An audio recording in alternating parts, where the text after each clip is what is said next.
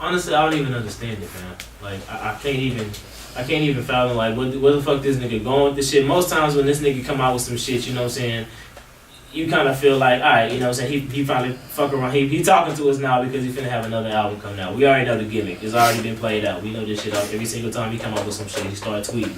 But this time it's like, what's the end product of that shit? Like, you saying shit that's ridiculously outrageous and nobody can put a handle on that shit, and then you come back and say, okay, I didn't mean it this way, I meant it that way. But the shit that you saying is so problematic to the point where a big fan of this nigga can't even say most of the time you can defend like, okay, this motherfucker saying that shit, but a fan of nigga you like, alright bro, that nigga on some other shit, like I totally don't agree with this shit to the point where I can't even know even listen to your music no more. So it's like, you want to find out what the end of it is, but I don't think it has any, and I think this nigga's really saying some true shit that he really feeling, and it's really, really some shit he could have kept to himself at the end of the day. Here's my issue with that. My issue with Kanye West and what he's saying is the fact that this is not new. Kanye has always said some outlandish shit. It has always gone awry, and then it comes back to something amazing. So I'm not, like, I don't agree with the way he's thinking. Well, no, I don't agree with the way that he's communicating what he's thinking. He's taking these open-ended thoughts that he's obviously thought about in depth, but when it comes to sharing the ideas and what he's saying, he just putting it out there. It's just like, here's what I'm thinking, and it's really like a snippet of a whole idea that he didn't even bring to the table, to the point where he's having to go back and bring it into the light. I don't necessarily. This is a subject for me. I don't necessarily agree, but I don't necessarily disagree. So it's kind of like I'm in the middle. It's all about how you interpret it. Yes, I don't agree. The only thing that I don't agree with was how it's communicated. I do agree with the sentiment to an extent, because it's a degree of like, for me, it's all about understanding. You know what I'm saying? Most people, they're not trying to understand that shit. They took whatever it was. They had an emotional kind of like reaction to it. And then later on, they're like, oh, because you see people like people want to be the first people to say shit. They want to be the first person to respond to something. They want to do these whole big ass think pieces and dissertations and shit, writing a whole thesis on Facebook and shit. And it's just like, nigga, what the fuck? Like, you wasn't even like, you don't even have a clear thought. You just want to be outraged. You know what I'm saying? So for me, I don't necessarily agree with how he communicated what he said. I agree with it to an extent, because at the end of the day, regardless of how you look at slavery, your life is yours to live how you want to live. If you want to suffer, number one, the number one thing in life is survival. Like, that's the number one thing is survival.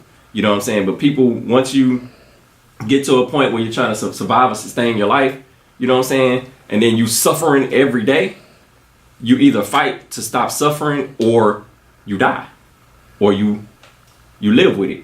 You know what I'm saying? So for me, I kind of understand what he's saying, because it wasn't just Nat Turner. You know what I'm saying? It wasn't just Harriet Tubman. There was a lot of people who were fucking fighting and running. You know what I'm saying? Well, most people stayed. That's a product of fear.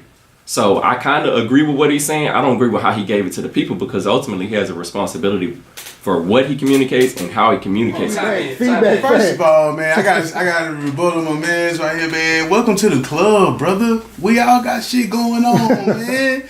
I like to meet a soul who don't have nothing going on, fucked up. I want to meet that person so I can shake their hand and say, fuck you. You don't know what it's like out here. That's number one. I just have to get that out the way. Like, we all going through something. None of these are excuses. Secondly, people got to stop looking to celebrities to be their idols, man. This man got the right to say whatever the fuck he want. He don't have no responsibility to nobody. He's a human being. Yeah, he's never know what I'm saying? Like, he's never been your role model. He never wanted to be. So I got to say that too. Now, as far as what he's saying, I think that Kanye is speaking in ideals and not realities. I think that everybody's reacting in reality. Yeah. Everybody knows that slavery wasn't necessarily a choice, but ideally, it was. Everything is. You see what I'm saying? It's like, if you look at it on a spec without the feelings or nothing, you say, like my man just said, you either gonna go through it, try to change it, or, you're gonna try to change it or die trying. You feel me? So your choice is either live in bondage or try to get out of bondage, or just say fuck it and end your shit. But you had a choice. That's the ideal of it. Now the reality is, you've been taken from your land. You got a wife, you got a daughter, you got a mama, you got family, and you don't want to just kill yourself or die trying, knowing that you're going to leave your kids to deal with the oppressor by themselves. You know what I'm saying? And that's the reality of the shit. So it's not necessarily a choice, but like I say, when we talking on paper, it is. And what he's saying about Trump, like I say again, on paper, you know what I'm saying? He's saying basically the nigga, he basically walked into the biggest job in the world with no resume and got it. He was never supposed to. You know what I'm saying? Like, and that's his ideal for him. At the same time, fuck Trump. You know what it is. So it's like, you know, you got to realize that Kanye is not living in the world that we living in. Right. You know what I'm saying? He is around nothing but cookie cutter white folks all day, every day. You feel me? Like, that's his life. He don't have on mute to look at him like, nigga, what the fuck is you talking about, nigga? Step outside, let me talk to you. He ain't got that, bro. Yeah, he got Chris Jenner, man. Him and T.I. made a record together. At the end of the day, T.I. It was about money. He ain't listening to that nigga, man. Shit, all day they talk fake, they walk fake, you know what I'm saying? They not talking about no black issues. So he may very well have been brainwashed to think that, man, you know, slavery wasn't that bad. Yeah. Niggas had 3 hots in the cot. I don't see what they complaining about. You know what I'm saying? You feel me? We not, basically what I'm saying is we not dealing with a nigga who's thinking on our wavelength, which is reality. Right. The reality is, nigga, I'm a large black male. I may die today if the police pull me over. He not thinking like that. He's thinking, give him a hug. I love him. But that nigga's like a